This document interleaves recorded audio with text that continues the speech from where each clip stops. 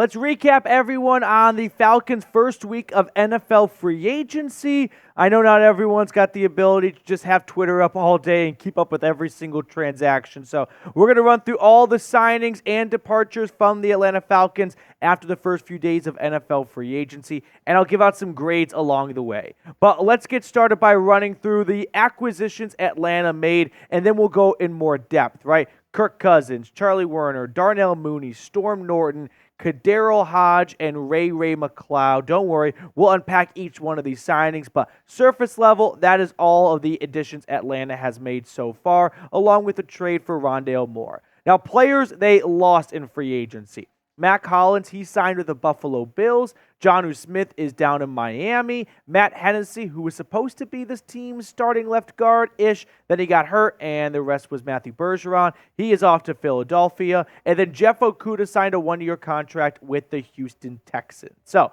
let's unpack each signing Atlanta made in more detail here, starting with the biggest one of all, Kirk Cousins, which I'm going to give a B-plus grade. 4-year, $180 million contract. I don't have much of an issue with the contract. Is it a big number? Yes. Does it even make him a top 5 highest paid quarterback? No. I think it's a pretty fair contract, and if Kirk Cousins does not live up to it for whatever reason, the key number to really zero in on is the guaranteed money, right? That's at $100 million. So you can say this is a 2-year, $100 million contract, $50 million a season. Over the last 4 seasons, though, Kirk Cousins, in my opinion, has been one of the top 10 quarterbacks in this league. If you just stack him up blind resume with any other quarterback, he's going to take down at least 20 other guys. Now, unfortunately, his season, as we all know and have heard far too many times at this point, was cut short last season due to an Achilles injury, and that has led to some potential tampering issues, which we'll talk about in a moment. But for me, what I zero in on is you paid Kirk Cousins $180 million not to go 9-8, maybe 10-7, and make the playoffs. You paid him that money to win playoff games, not to make the playoffs, but to win playoff games. And unfortunately, that's just something Kirk Cousins, A, doesn't have a ton of experience in, right? He's been to 4 playoff games total in his career, and B, doesn't have a lot of success in. He is 1-3 in those 4 playoff experiences, with the lone win coming against the New Orleans Saints. But the playoffs will ultimately judge this signing in my eyes. If Atlanta goes 9-8, 10-7, and they make the playoffs and get bounced in the first round, back-to-back seasons, or don't even make it 1 out of the 3 years Kirk Cousins is here, or 2 out of the 3 years Kirk Cousins is here, it's going to be a failure of a signing. Now, they may find some more success than the last 7 and 10 years. And listen, that's great. And I like winning. And I'm not going to throw a hissy fit if this team wins more games than they did the last 3 years. But ultimately, make no mistake, this is not a signing to get butts just back in seats and to go 9-8. This is a signing to get playoff football deep into January back in Atlanta. Now, if you are a little bit in the dark as to the NFL investigation regarding the tampering issues, we had a full video on the channel we put up yesterday, so I recommend you go check that out for a more in-depth answer. But the spark notes is the Falcons may have screwed the pooch a little bit on this one. So the very shortened version of the story is Kirk Cousins in his press conference, he kind of said a little bit too much. At one point he said, in a meeting with the athletic trainer for the Falcons, and then he quickly covered up by saying talking to. Well, Kirk Cousins, he can't speak to anyone with the Falcons before the official start of the new league year, right? He can't go into Flowery Branch and have a meeting with the athletic trainer on Monday of free agency. Him and his agent can start talking to the Falcons when legal tampering begins, but there may have been more than just talking at that stage. So we'll wait and see what comes out of this investigation. It could be a huge fine. That's obviously what we want the most because it's not our money. Or it could be loss of draft picks, and that would suck. But let me know, will Kirk Cousins win a playoff game in Atlanta? Yes or no? Very curious where the group stands on this question. Obviously, I think we all want to be just optimistic, half glass full kinds of people. And listen, if the Bucs and the Baker Mayfield-led team could have done that last year, I don't see why Atlanta can't be in the same exact position in 2024. Moving on to our next signing, which I'm already disagreeing with prior me about the grade I gave out, which was a B- grade, because I like Darnell Mooney as a player. Do I think he was worth a 3-year, $39 million contract? No, I do not. Only 26 of it guaranteed, so I think you could really look at this as a 2-year, $26 million. But even then, giving out $13 million a season to a guy that comes off a 414-yard season and 1 touchdown, that's a bit of an overpay in my eyes. Now, you can chalk a lot of blame up to maybe him and Justin Fields not really working very well, DJ Moore taking a lot of attention, and all that may be true.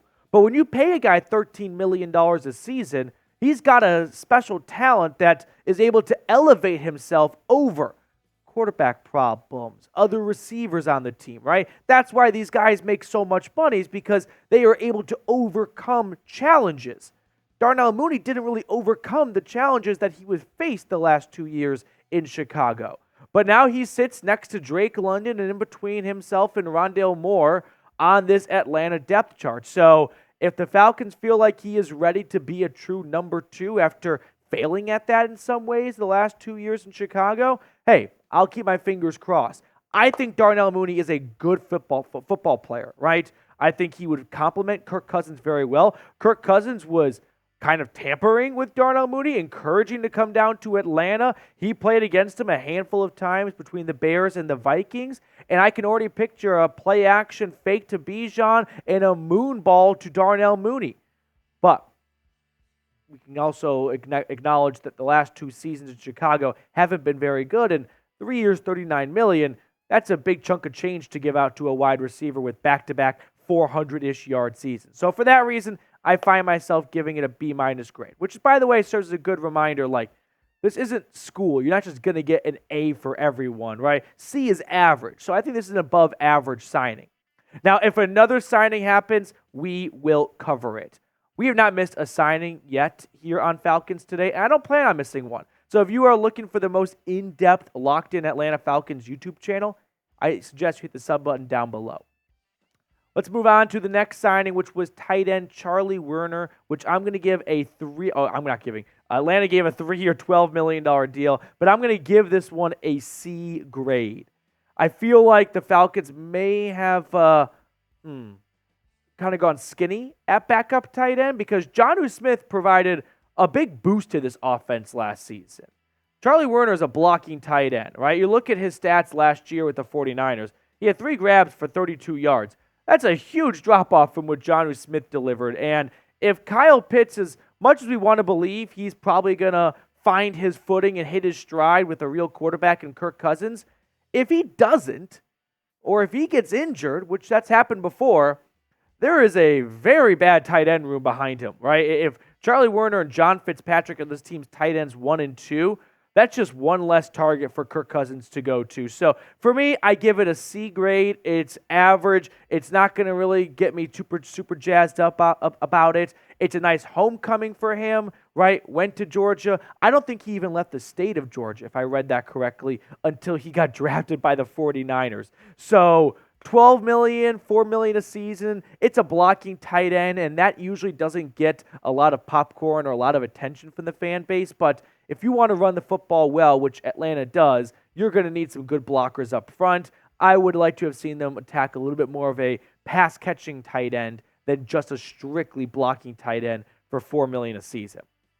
Next signing was wide receiver KhaDarel Hodge, a re-signing. I give it a C grade. It's a 1-year, $1.2 million contract. This is ultimately not going to really sway my overall thoughts on the Atlanta Falcons free agency class, right? You're not really moving the needle a whole lot here, but you're getting a solid special team wide receiver back, and if he figures out a spot as the number 4 guy on this team, good for him. If not, hopefully someone in the draft can step into a larger role. Now, the next move I want to look at was the trade for Rondale Moore in exchange for Desmond Ridder, which I'm going to give an A grade. And that's mostly because you got something for something that I thought you would get nothing for. I did not envision Desmond Ridder going for a player swap, and not a skilled position wide receiver, which teams are always searching for, right? Rondale Moore, a former second-round pick by the Cardinals out of Purdue, has not really found his footing, but man, is he fast. And if he does, it is lights out. He is quick. He is elusive. He is a playmaker that, unfortunately, through 3 seasons in Arizona, never developed into a legitimate and consistent receiver. But if he can be a catalyst for this team, and you can get him in motion and maybe flip it to him, a jet sweep, and have him turn the corner, goodbye. And again, the upside for Rondale Moore compared to Desmond Ridder, who was a dead man walking in Atlanta, he was never going to start a game unless an injury happened, and I just feel like it would be a little bit uncomfortable to bring him back into that locker room after signing Kirk Cousins and the on and off benching, a new head coach. It seemed like his time in Atlanta was over.